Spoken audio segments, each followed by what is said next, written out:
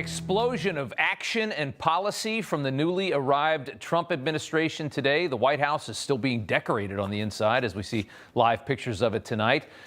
But the news is already moving at Trump speed. It's been a busy day. Just about an hour ago, Trump spending another hour with the media.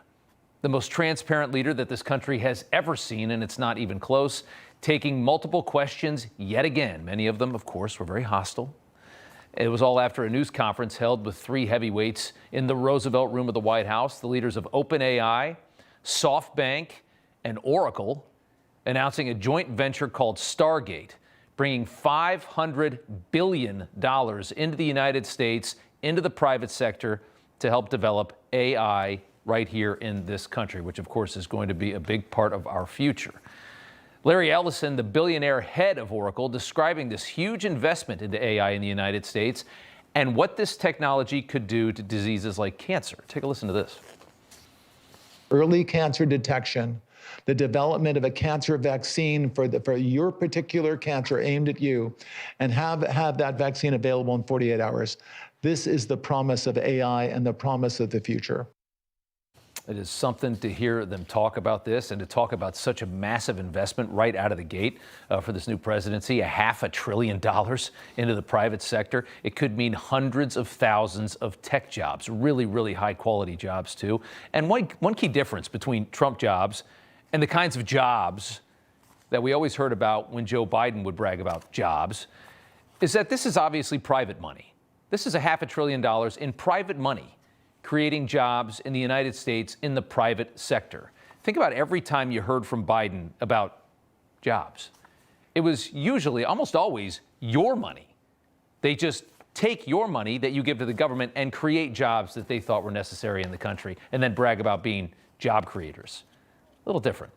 Earlier today, Trump met with some of the most powerful Republicans in Congress, devising a way to get moving on an agenda despite a very thin majority. Trump looking to use the budget reconciliation gimmick to pack a massive bill that'll secure the border and get a lot done, only needing 51 votes in the Senate as we look at the Capitol tonight. Prior to the meeting, Trump and the family attending a prayer service at the Washington National Cathedral this morning, a church in the heart of a major left-wing blue city, a church that, like so many we've seen in the last several years, maybe the last decade or so, that's just been oddly consumed by cultural Marxism. You see the rainbow flag on churches these days. Every time you go into a big city, you wonder what's going on. Black Lives Matter banners on your church. Here's a picture of the bishop that spoke today as the new president and the first family are sitting right before her. This is Marianne Edgar Buddy. Take a listen to what she had to say this morning. I ask you to have mercy upon the people in our country who are scared now. There are gay, lesbian, and transgender children in Democratic, Republican, and independent families. The people who pick our crops and clean our office buildings, who labor in poultry farms and meat packing plants. They may not be citizens or have the proper documentation, but the vast majority of immigrants are not criminals. Our God teaches us that we are to be merciful to the stranger. The president sat there and stared at that. It was basically an MSN. It was like a Joy Reid monologue or a Rachel Maddow monologue instead of what it was supposed to be, which is a prayer for the new president of the United States. As ridiculous as it gets, why they do this tradition is beyond me. Why put him through that is beyond me, and they should have seen it coming because this woman has a history of this. The president not really bothered, though. He just sat there and looked at it and probably just thought another idiot. Others thought she was ridiculous. You could see in the crowd if you saw J.D. Vance's response. Last night, Trump signing a slew of executive orders, though, as we get back to business and away from the wokeism.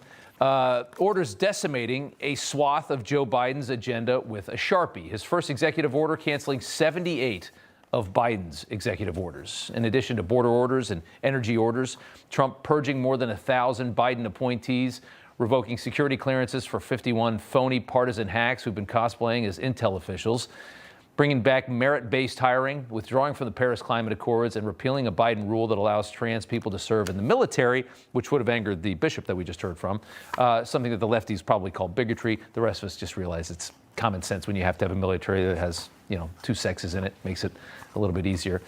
Take a look at the Oval Office at 8 p.m. last night. We'll show you here as Trump's marathon inauguration day seemed like it was never going to end.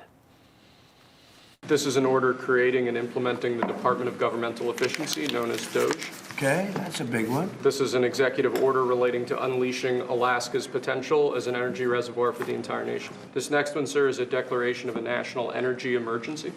What is this one? Withdrawing from the World Health Organization, sir. Ooh, that's a big one. That's a big one indeed.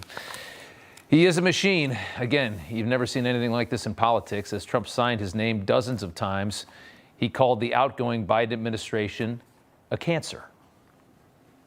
We're getting rid of all of the cancer. I call it cancer. The cancer caused by the Biden administration. And we can show you just one more time, I think maybe some of the best video that we saw yesterday. Another look at the Marine helicopter taking Joe Biden and his wife to Joint Base Andrews, flying them out of Washington, D.C. Adios, Joe, on a 50-year career of selling out American jobs and getting rich yourself. Really not doing a whole hell of a lot for the American people, but you got off okay. You got a nice big house.